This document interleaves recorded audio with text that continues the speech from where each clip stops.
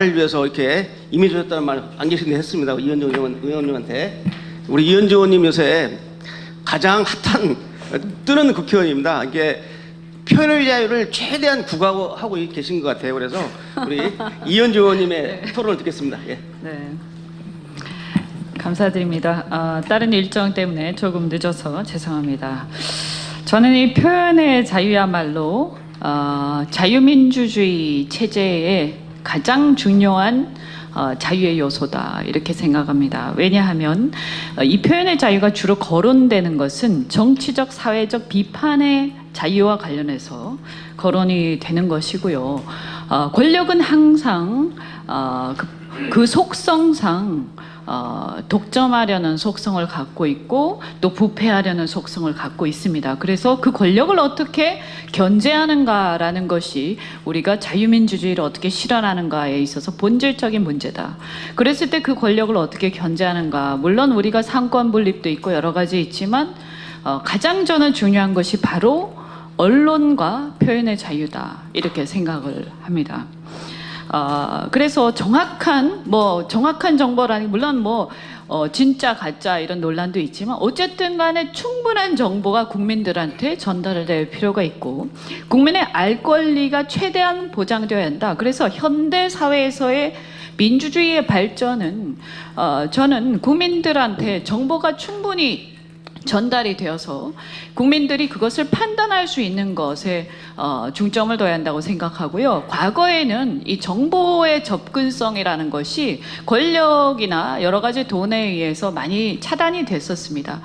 특히 권력에 의해서요. 그러나 이제 요즘에는 인터넷의 발달로 인해서 이 정보, 알 권리가 굉장히 많이 이렇게 보장이 됨으로 인해서 국민들의 수준도 높아지고 그래서 사실은 이러한 어떤 알 권리를 최대한 잘 보장하고 이 표현의 자유가 잘 활용될 때 그 사회는 민주적인 사회로 간다고 저는 믿습니다. 그래서 그 결과로 어떤 집단 지성에 의해서 민주적 의사결정, 자유로운 의사결정 그리고 가장 현명한 의사결정을 해나갈 수 있도록 우리가 사회를 발전시키는 것, 이것이 바로 또 어떻게 보면 오늘 이 자리에 계신 모든 정치인과 관련된 또 언론인들의 책무가 아닌가, 사회적 책무가 아닌가 이런 생각을 합니다. 근데 우리가 여기서 이제 좀 주의를 해야 되는 게 우리가 평가의 문제와 팩트는 구별해야 된다라고 생각을 하는데요. 가짜뉴스라는 프레임을 지금 정부가 씌우고 얘기를 하고 있지만 실제로 대부분의 그들이 말하는 가짜뉴스를 들여다보면 평가의 영역에 해당되는 경우가 굉장히 많습니다. 그럼 평가란 무엇인가? 결국 다른 말로 얘기하면 비판입니다. 그럼 비판을 가짜뉴스라는 프레임으로 옥죄했을 때 그 사회는 과연 민주적인가 의문을 제기하지 않을 수가 없고 아까 고영주 변호사님께서 말씀하셨던 사실의 적시 문제가 같은 맥락이다 이렇게 말씀드릴 수 있겠습니다. 그래서 우리가 만약에 공산주의자 혹은 종북 이러한 어떤 나의 나름대로의 평가를 얘기했을 때 그것은 사실은 자유롭게 얘기할 그 권리가 보장되어야 하는데 그것을 가지고 만약에 이것은 거짓이다, 허위사실이다 이렇게 해서 옥죄기 시작하면 어떤 사람, 공인 혹은 어떤 집단, 정치 세력 이러한 어떤 문제들에 대해서 정치적 비판이 굉장히 제약이 될 수밖에 없다 그런 말씀을 드리고요. 저는 이제 이와 관련해서 저는 사실은 이전 정권에서도 야당이었고 지금도 역시 야당 역할을 하고 있기 때문에 저는 굉장히 제가 객관적으로 상황들을 있는 그대로 볼 수 있다고 생각을 합니다. 이해관계 없이. 그런데 제가 이렇게 봤을 때 물론 이제 과거에 예를 들어서 60년, 50년, 60년 전에 우리 군사정권 시절 이런 걸 얘기하자면 끝도 없죠. 그러나 저처럼 70년대 이후에 출생한 사람들의 입장에서는 60년, 50년, 60년, 70년 전에 대한민국은 역사의 한 자락이고 그냥 있는 그대로 그것의 어떤 결과를 가지고 우리는 그 정권을 평가할 뿐입니다. 그런데 지금 현재 권력은 다른 문제입니다. 왜냐하면 살아있는 권력이기 때문이다. 그리고 실제로 나의 현재의 자유를 제약하고 있기 때문이다. 그래서 우리가 이 문제를 얘기할 때 결국 우리가 빠지지 말아야 할 문제는 뭐냐면 과거 정권이나 과거의 어떤 지나간 역사하고 자꾸 비교하는 것입니다. 저는 관심 없습니다. 과거에 무슨 역사가 있었든 그것은 역사일 뿐이고, 그래서 우리 평가하고 나름대로 거기에 대해서 비판도 하고 또 잘한 것은 잘했다고 하겠지만, 지금 가장 중요한 것은 지금 나의 표현의 자유를, 우리 국민의 표현의 자유를 억압하고 있을 때는 그럼 당연히 문제를 제기해서 지금 현재 억압되고 있는 자유를 우리가 보장할 수 있도록 견제를 해야 되는 것이죠. 그렇게 본다면 아까 이제 발제하신 분께서 말씀하시기를 이 문재인 정권에서는 뭐 직접적으로 그런 어떤 기사에 대해서 별 얘기를 하지 않는다 이렇게 말씀하셨지만, 저는 제가 들은 바로는 그렇지가 않습니다. 그래서 아마 이제 홍보수석이 뭐 얘기하고 이런 건 어떤지 모르겠습니다. 제가 직접 들은 건 아니라서.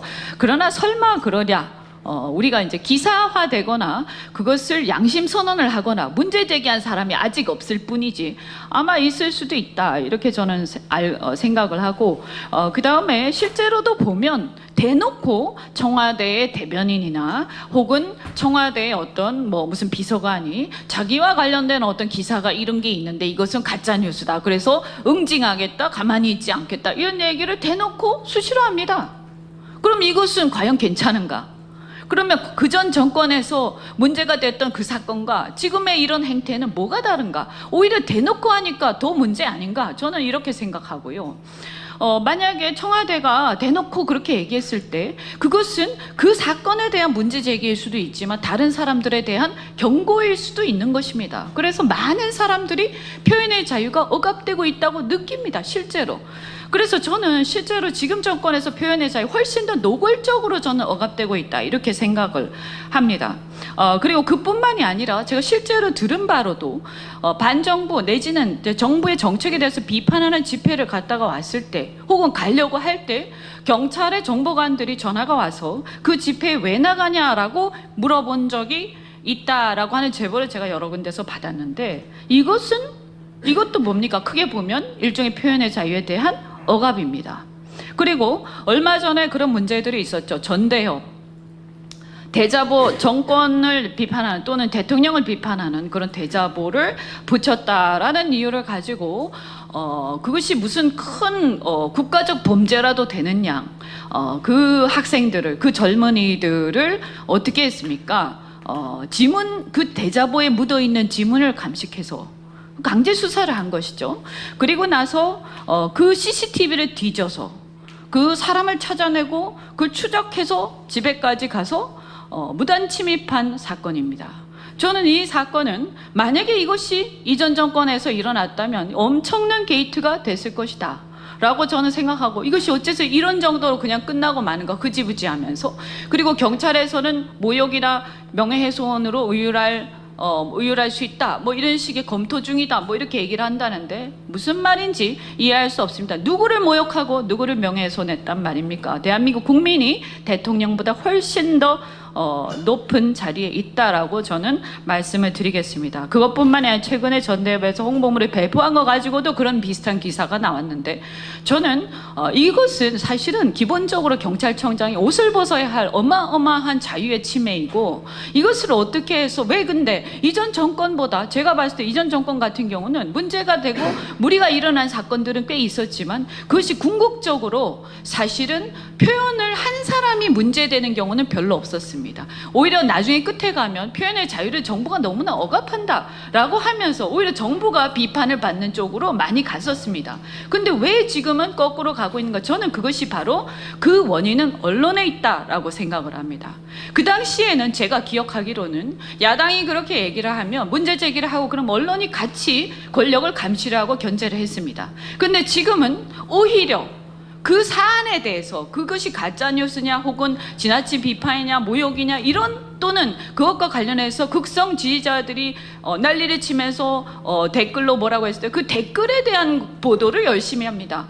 저는 정말 이 자리에서 언론 여러분께 호소하고 싶은 게, 우리가 이렇게 해서는 안 된다 라고 정말로 호소를 드리고 싶습니다. 그 외에도 지금 HTTPS 차단을 하고 있는데, 물론 우리가 여러 가지 유해성 사이트나 이런 것들 우리 걱정 많이 되죠. 그러나 물리적으로 차단할 수 없습니다. 현대사회에서 그거 어떻게 차단합니까? 우리가 중국처럼 살 겁니까? 북한처럼 살 겁니까? 저는 국민들의 집단지성의 수준을 믿고 웬만한 것들 오히려 풀어주는 것이 맞다. 국가의 정체성에 관한 것만 빼고, 왜냐하면 방어적 민주주의이기 때문에 그것 빼고는 다 이렇게 허용하는 것이 저는 맞다고 생각을 합니다.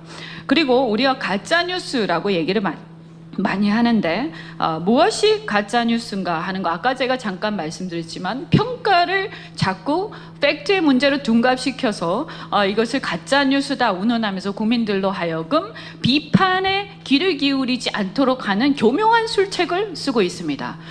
그래서 아까 제가 공산주의자 종북 이런 관련해서도 말씀드렸지만, 이제 다행히 아직까지 법원에서는 우려할 만한 그런 건 법원이 그래도 좀 견제를 하고 있는 것이다 이렇게 보는데요. 그렇게 따지자면 사실은 친일이라든지 이런 표현도 다 팩트로 가짜뉴스로 얘기를 해야 됩니다. 그렇지 않습니까? 그런데 왜 그것은 가짜뉴스라고 아무도 얘기하지 않습니까? 왜냐하면 그것은 평가의 영역이기 때문입니다. 그런데 그것이 가짜뉴스 프레임이 한쪽에만 적용되고 한쪽에 적용되지 않는 이런 웃지 못할 상황들이 벌어지고 있고, 그리고 저는 이 언론과 관련해서 한 말씀을 더 드리자면, 요즘에 보면 하도 많이 팩트체크 코너, 저널리즘 코너 오만 개 다 나오는데, 언론의 본분이 뭡니까? 권력을 견제하는 것입니다. 살아있는 권력을 견제하는 것입니다. 그것이 정권이 바뀌든 어떻게 됐든 그것이 언론의 본분이고, 그것을 우리 정치인이나 공인들은 견뎌내야 하는 것입니다. 웬만해서는, 아주 심각한 경우를 빼고는. 그런데 그것에 대해서 권력에 대한 비판하는 코너가 이런 식으로 난무하고 있습니다. 팩트를 체크하는 게 아니라 사실은 비판을 비판하고 있습니다. 이게 뭘 하는 짓인가? 저는 그것을 왜 언론이 하고 있는가 하는 생각을 안 할 수가 없고요.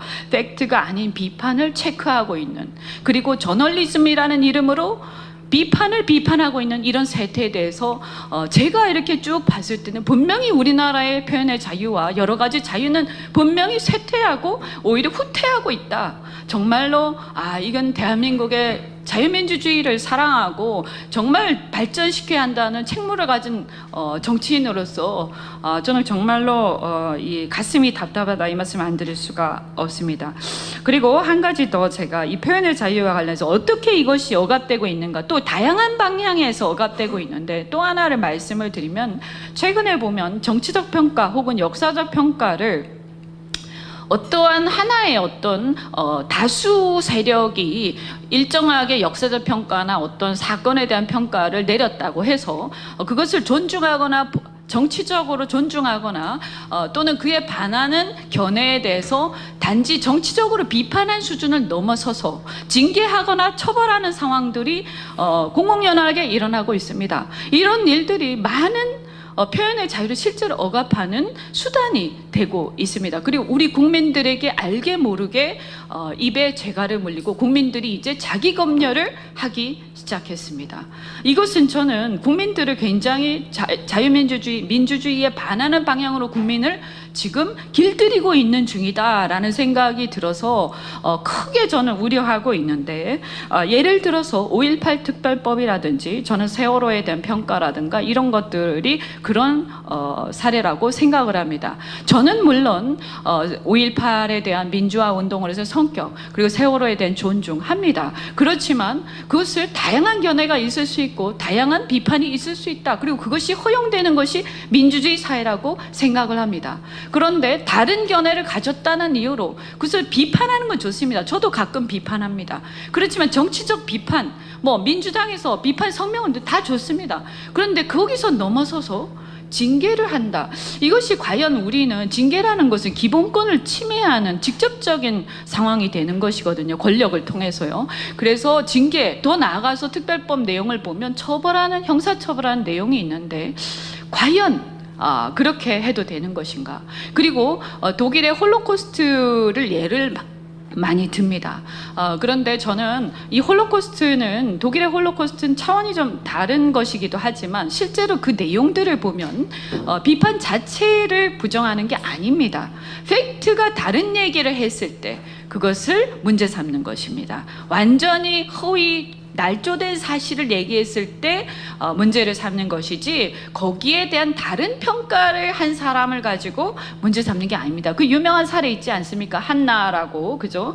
거기에 대한 인간의 본성에 대한 이 어떤 그 당시 아이히만, 독일의 아이히만에 대한 평가를 했는데 그것이 잘못된 게 아니라 사실은 인간의 본성에 대한 어떤 고찰이었는데 그것을 이제 잘못 좀 이렇게 오해해서 들으면 이상하게 들릴 수가 있었습니다. 근데 그것이 문제가 마구 되니까 나중에는 이런 부분들에 대해서는 이것은 규제하거나 처벌할 대상이 아니라고 했던 것으로 저는 알고 있습니다. 그래서 우리가 어떤 문제에 대해서 우리가 정치적으로 어떠한 공감대를 이루어 나가고 또 역사적 평가를 해 나가고 또 다수 세력들이 좀 더 합리적이고 현명하게 평가하는 것 저는 굉장히 좋은 일이고 거기에 대해서도 너무 지나친 얘기를 했을 때 비판하는 것도 굉장히 바람직하다. 그러나 그것에서 더 나아가서 그것을 실질적으로 그 사람의 기본권을 제한하는 방향으로 갔을 때는 그것은 표현의 자유에 대한 억압까지 갈 수 있기 때문에 이것은 허용되지 않는다라고 해야 진짜 자유민주주의 사회라고 생각을 합니다. 마지막으로 제가 한 두 가지만 더 말씀드리겠습니다. 시간이 많이 지났는데요. 그 최근에 보면 우리 이제 강효상 의원님도 와 계신데 기밀 누설에 관한 이 또 어떤 공방들이 있습니다. 제가 보니까 지금의 정권은 어떤 문제가 이제 커졌을 때 굉장히 이제 좀 할 말이 없으면 기밀 누설 가지고 많이 문제 삼는 것 같습니다. 과거에 NLL 건도 그랬었고, 그 다음에 지금 이제 이번에 한미 동맹 관련해서도 그런데요. 물론 이제 거기에 대해서 비판할 수도 있고 논란이 될 수 있다. 그것에 대해서 저는 이해를 합니다. 그렇지만 과연 구체적으로 무엇이 기밀인가? 저는 좀 더 분명하게 얘기했으면 좋겠다. 누설했다는 그 내용 중에 무엇이 기밀인지 국민들한테 적어도 제가 볼 때 최소한 국민들한테 뭐가 기밀이냐 그러면 그리고 이래서 그것은 기밀이다 라고 적어도 충분히 설명을 하고 알 권리를 보장하면서 그 논의를 하는 것이 이 정권의 책임 있는 자세가 아닌가. 근데 제가 봤을 때 아직까지 무엇이 기밀인가를 특정한 적이 없습니다. 그래서 우리 사회가 이렇게 수준 낮은 논의로 흘러가서는 안 되지 않는가라는 지적을 할 수밖에 없고요. 그 다음에 예를 들어서 우리가 국가기밀이라고 했을 때 그럼 국가기밀 보호하는 이유가 뭡니까? 우리 국민들의 안전과 생명을 보장하자. 국민들의 권리를 보장하자. 이게 가장 큰 이유 아닙니까? 그렇다면 자 그랬을 때 이 어떤 NLL 문제 그 다음에 한미 동맹과 관련된 문제 여기에서 이런 것들의 어떤 것이 기밀이라고 했을 때 그 대화 내용을 갖다가 그러면 국민들한테 알 권리를 보장해 주는 것이 그것이 진정으로 궁극적으로 우리 대한민국의 국민들의 안전과 이런 생명을 보장하는 길인지 아니면 기밀이라고 하면서 다 덮고 거기에 대한 비판을 일체 허용하지 않는 것이 궁극적으로 국가를 위하는 것인지는 저는 국민들이 잘 판단할 것이다. 근데 우리가 그 관점에서 우리는 국민주권 국가 아닙니까? 절대 우리는 대통령이 왕인 나라가 아닙니다. 그래서 나라와 국민을 위해서 무엇이 더 우선되는가를 우리가 알고 해야 된다라고 생각합니다. 마지막으로 제가 방통위의 가짜뉴스 자율규제 협의체 이것만 한 말씀 드리겠습니다. 제가 최근에 이 기사를 보고 굉장히 까무라칠 뻔했습니다.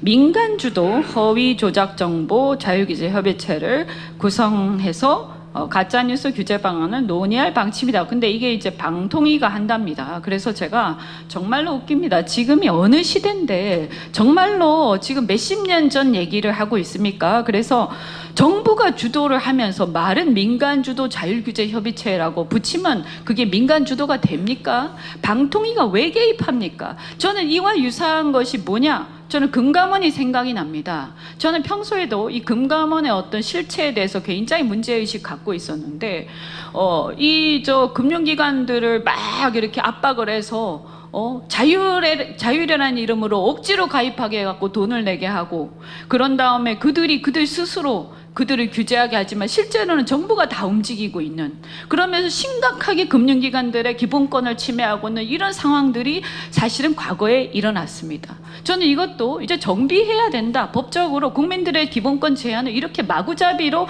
근거 없이 행하는 것에 대해서 규제, 이제는 정비를 할 때가 됐다고 생각을 하는데요. 지금 시대착오적으로 아직도 이런 사고방식 벗어나지 못한 것 같아서 제가 이 우려를 하고, 이거는 이런 발상은 당장 집어치워야 한다라고 생각을 합니다. 이게 무슨 민간주도 자유규제 협의체입니까? 그리고 우리가 어떠한 국민들의 자유를 침해하려면 최소한 법의 근거가 있어야 됩니다. 37조 2항에 의해서요.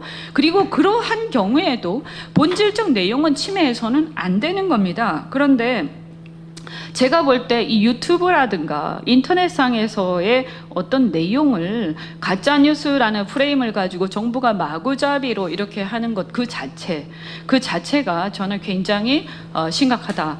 그리고 이미 우리한테는 명예훼손죄와 모욕죄가 있기 때문에 그 피해자가 개별 사안에 대해서 피해를 입은 자가 명예훼손이나 모욕으로 걸게 되면 그것은 당연히 일정한 절차를 취할 수가 있고요. 그것이 만약에 미국과 어떤 국제적 관계 때문에 쉽게 접근이 안 된다라고 했을 때 그 문제는 이제 이 협력을 통해서 해결할 문제지, 차단하는 문제하고는 완전히 다른 문제다라고 정리를 저는 좀 해야 된다라고 생각을 합니다. 여하튼간에 이러한 어떤 이 유튜브요, 제가 아까 이전 정권에 비해서 훨씬 더 심각해졌다라고 생각하는 것 중에 하나가 또 유튜브 문제인데요. 과거에 여러분도 기억하실 겁니다.